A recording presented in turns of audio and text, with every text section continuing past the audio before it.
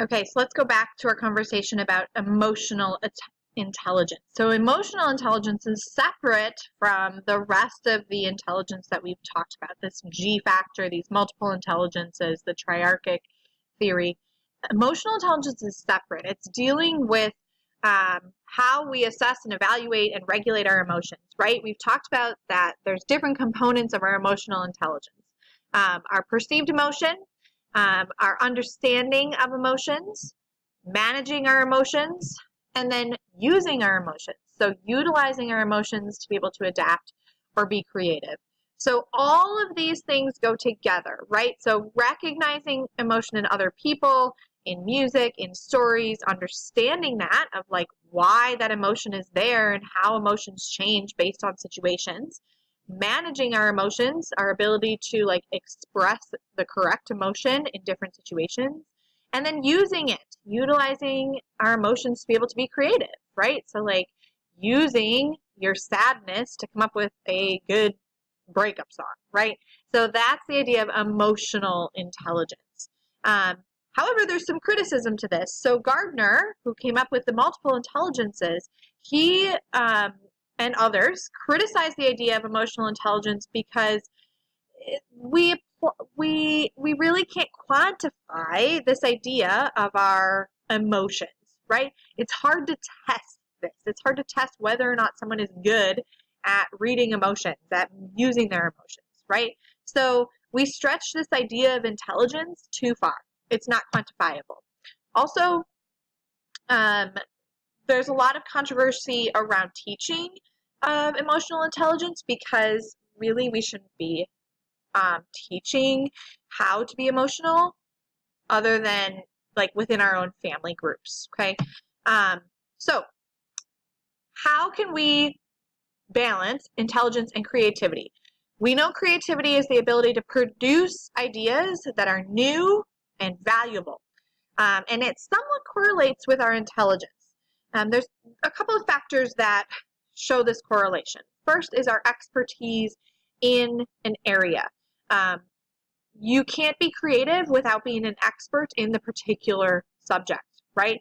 So like think about it this way. If you had to come up with like a creative project, you can't really come up with how you're going to present that until you know the information really, really well. Imaginative thinking, we need to be able to have an imagination, right? See things in a new way. Adventuresome personalities, we need to have the desire to have a new experience and do things that are different than others rather than just following the pack. We need to have intrinsic motivation, which is our motivation to change or do new things that's motivated from within. So intrinsic is from within, right?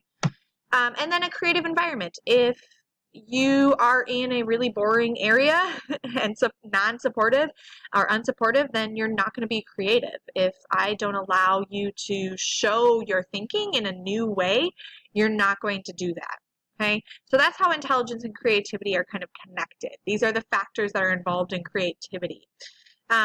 So can we measure intelligence?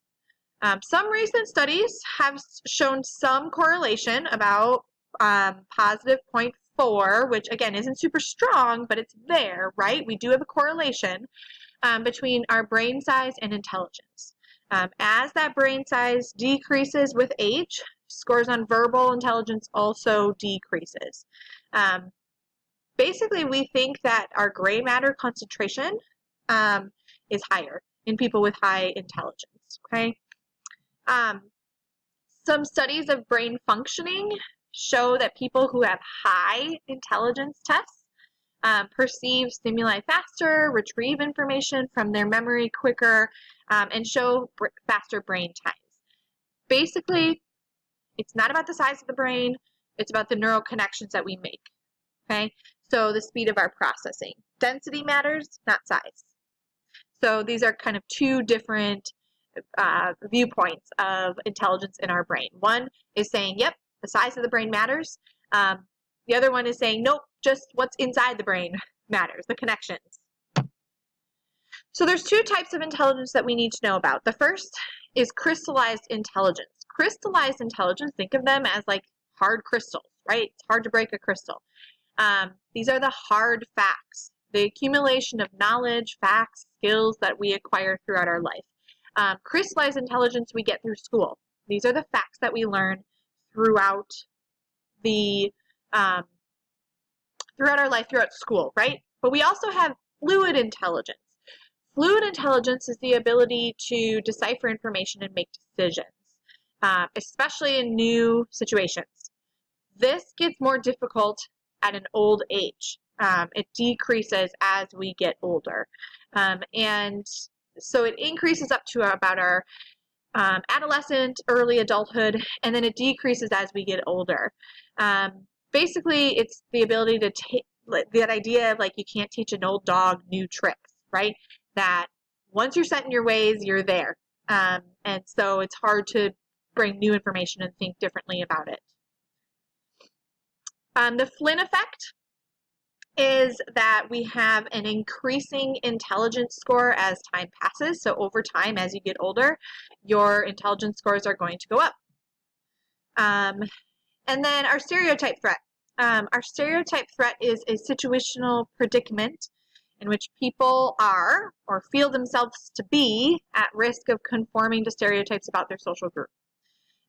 We think about this we look at this in intelligence because the idea is like if you give someone the label that they are dumb or they are not smart, they're going to live up to that, okay? So if we have these stereotypes of a particular group of people or a type of person that they are not smart or they are super smart, then that's going to stick around and potentially hinder or help their abilities. So some example. You're a female who's taking her driver's test. The instructor who will be observing and determining if she passes is an older male. She's keenly aware of the stereotype about young female drivers in the eyes of men, and because she's so nervous about that stereotype, she ends up living up to it, right? So she doesn't do so great. You can talk or write down another example that you could think of. There's a lot of them. I'm sure you could think of a ton of stereotypes and then just determine how could that potentially affect someone's performance on an intelligence test.